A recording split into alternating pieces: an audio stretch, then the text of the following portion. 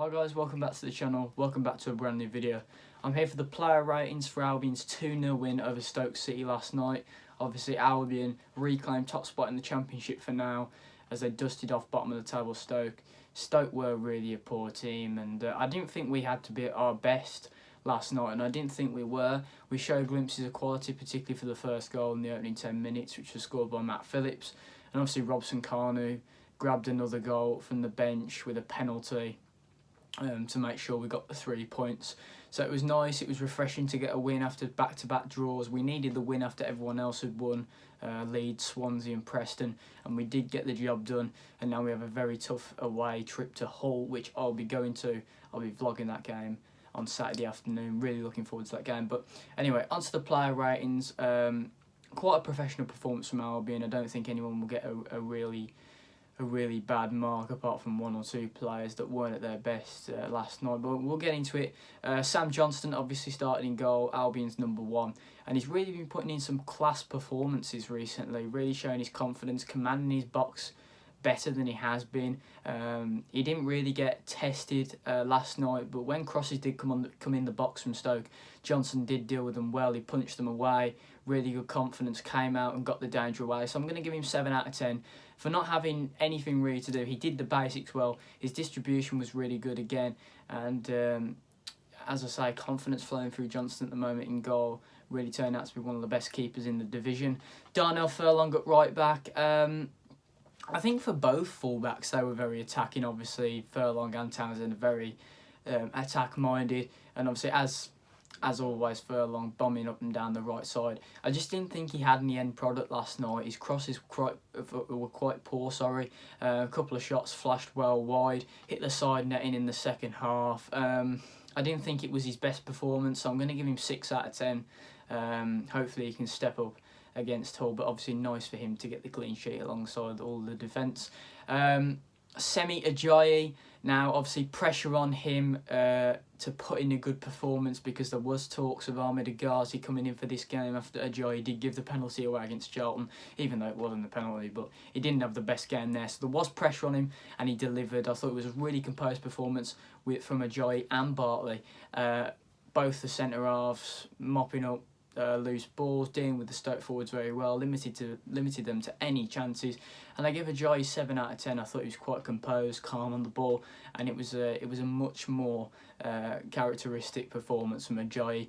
On to Carl Bartley. Now Carl Bartley's my man of the match. I thought he was superb in the first half. He made 1 or 2 really good challenges to keep out the Stoke attack, mopped up loose balls like Ajayi. And really Carl Bartley is cementing his place at centre-half. It's really going to be tough for Agazi to come back into this team, which I never thought I'd say. So Bartley was my man of the match. I'm going to give him 8 out of 10. I thought he was really good last night and was the core of the back four, if you like, really mopping up any danger that Stoke posed. Connor Townsend, now much like Darnell Furlong, Townsend is very attacking minded and he got the left side very well, but sometimes did leave himself exposed at the back, but that's what you risk when you do go forward, a lot similar with Furlong. And yet again, like Furlong, I thought Townsend's end product wasn't the greatest. He wasn't bad, but I thought he could have done a bit more, so I'm going to give him 6 out of 10. Obviously I think he will be in the starting 11 against Hull, so a chance to put in a better performance, but as I say, end product really needs upping from the fullbacks. We're moving to the midfield. We've got Jake Livermore. Now Livermore at the start of the game was very well. He was winning a lot of the balls, made some nice passes, obviously slipped Dean Garner in, who set up Phillips for the goal. But I think after that goal, Livermore went a bit sloppy. He started losing a lot of the 50-50s, gave the ball away, was a bit heavy on the touches, which is not like him considering what he's been in recent games. But then towards the end of the game, from when we got the second goal, he calmed down, he kept cool, as a captain should, and really played like Livermore this season, really composed, nice passing, shifting the ball along nicely and keeping the midfield ticking. So for that, I'm going to give Livermore 7 out of 10. I thought he was really solid last night. It was another composed performance from the captain, and he really has improved under Bilic. It's remarkable, to be honest, how far he's come under Slaven Bilic, so really happy for Livermore there. Romain Sawyers was given man of the match on Sky last night. Obviously, I've given it to Bartley, but I thought Sawyers again was very good. In the first half, he lost a couple of the balls, little bit of lapses of concentration, but in the second half, he was so much more composed. That ball to Matt Phillips, who set up Robson Kanu, who hit the post, it was an absolutely fantastic ball. Couldn't believe my eyes when he played that pass. I was like, incredible vision. So I'm going to give Sawyers 8. I thought for that second half performance, he was fantastic in the middle of the park and really showed what he's all about. Gives the midfield, the defensive midfield anyway, so much composure. And it's a breath of fresh air considering he's also a local lad and supports Albion to be in that midfield. So fantastic stuff from Sawyers. We'll move into the attacking midfield and the forwards. You got Grady Diangana on the left. Fantastic performance last night. I thought he was really, really good. Slipped Phillips in for the goal, swept the ball across the face of the penalty area, and obviously won the penalty. Horrendous challenge by Carter Vickers, should have been a red card, but nice little flick back with the ball, which meant that Carter Vickers was only getting one thing, and that was the man, and he got the penalty. So I'm going to give Diangana 8 out of 10. Always causing a threat down the left-hand side, beating players and turning them as if they're not even there. He's a fantastic boy, and I'd really like to keep hold of him in January. It'd be so important for us to keep hold of him in the new year, because he's an integral part of our promotion charge this season for me alongside Pereira. Speaking of Pereira, I thought it was one of his worst performances, to be fair. I'm going to give him 4 out of 10. I didn't think he was very good, but you know, I think he's allowed one bad performance given how many times he's been very good for us this season. Against Stoke's physicality in the midfield, he seemed to be bullied a lot in the middle of the park. He tried his best. He drew a couple of fouls, which was good in the first half. And I thought the referee should have given a couple more, but I think the referees have got a hold of Pereira's diving, to be honest, over the course of the season so far. So he's got to watch that he doesn't get a reputation. But he was really bullied in the middle of the park, lost the ball on numerous occasions. Like, his passes were just short, which kind of summed up his night, to be honest. So I'm gonna give him 4 out of 10. But as I say, if he backs up a performance at Hull and really shows his quality, then always forgiven, because even though he's played poorly, we've got 3 points, and given how many times he played really well for us, I guess you could let him off with that one. Matt Phillips on the right, I'm going to give him 7 out of 10. Grabbed his 6th goal of the season. He's Albion's top scorer. Brilliant finish, blasted it in the corner when Diangana set him up. I didn't think he did a lot in the second half. Obviously clipped the ball for Kanu as he hit the post. That would have been a nice assist to go with the goal he scored. But it's really good to have Matt Phillips back in the side. I think for the 2 games we didn't have him, we really missed him, and he shows his quality, particularly at a championship level. And it's really good to have him back in the side, because he does add something on that right-hand side. He likes to drift into the centre as a sort of striker, and obviously got on the end of that ball by coming into the centre of the field, so centre of the penalty area, sorry. And got the goal, and that's what it's all about. He's scoring goals for us, and as long as that continues and he keeps himself fit, he'll be a really good player for us. So I'm really excited about Matt Phillips.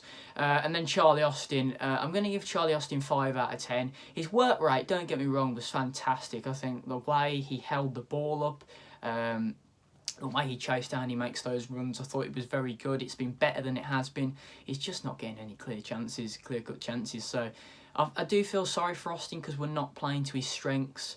We're not really getting the ball to his feet in the penalty area, because there's so many defenders around him, because we play one up front. He's so isolated. We just keep lumping high balls over the top, and he really hasn't got the pace to charge those down. And I really do feel sorry for him, because the one time he did actually get set up was at Cardiff, and he smashed the ball into the net. So if we give him more chances where he runs into the box, he'll score some, I believe, anyway. So Austin's just got to keep his head up, I think, try and get some chances, and I'm sure they'll go in the back of the net soon. Moving on to the substitutes, I think the first one was Krovinovic. I thought Krovinovic was very tidy when he came on. Nice passes. Set up Diangana to win the penalty after Stoke made a mistake with the header, and he just kept things ticking over nicely in the midfield. He obviously came on for Pereira, who wasn't having a great game, and Krovinovic came in and did a better job last night, which was nice to see. So I'll give him 6.5 out of 10. For a substitute, he came on, kept things ticking over nicely, and made some really nice passes. Trying to think who the other substitutes were, actually. So we had Krovinovic, we had Hal Robson-Kanu. The super sub strikes again. Brilliant performance, 8 out of 10 for me. Holds the ball up so well. I think that's what we missed last season in the playoffs when we missed him. He can hold the ball up very nicely, drifts wide, collects the ball, holds the ball up nicely, as I say. Got the penalty, long delay, really long delay, but he put it out of his mind and calmly struck the ball past Butland. Brilliant penalty, and he gets his third goal of the season. So he really is another player that's thriving under Bilic. He's obviously coming off the bench, making an impact. I think that's what he's good at, because the one time he did start against Leeds, he was very ineffective. I know it was against one of the better sides in the division, but I think he's better off the bench. Maybe at Hull, maybe go with someone like Kenny Sahor, or you try Charlie Austin again. But I definitely think Hal Robson-Kanu is way better coming off the bench and making an impact than he is starting. I'm trying to think who the final substitution was. It was Chris Brunt. He came on for about 7 minutes. I'll give him about 5 or 6 out of 10, because I think he only made a couple of basic passes. He didn't really get a lot of the ball to impact the game. But it was nice to see Brunty get a run out. Club legend, get him on the pitch for a few minutes and see the game out and get the 3 points. So really happy with that. We return to the top of the table, and on Saturday we have a really tough game at the KCOM Stadium against Hull City, who beat Nottingham Forest and Fulham away quite convincingly. So it's going to be a tough game. Really looking forward to it. Going to be vlogging it, going away to Hull. So hopefully you guys can check out that video. I hope you guys have enjoyed these player ratings. Leave a like if you have. Comment down below your player ratings. Do you agree or disagree with me? Let me know why. And subscribe if you're new to the channel. And I will see you guys for more videos very soon.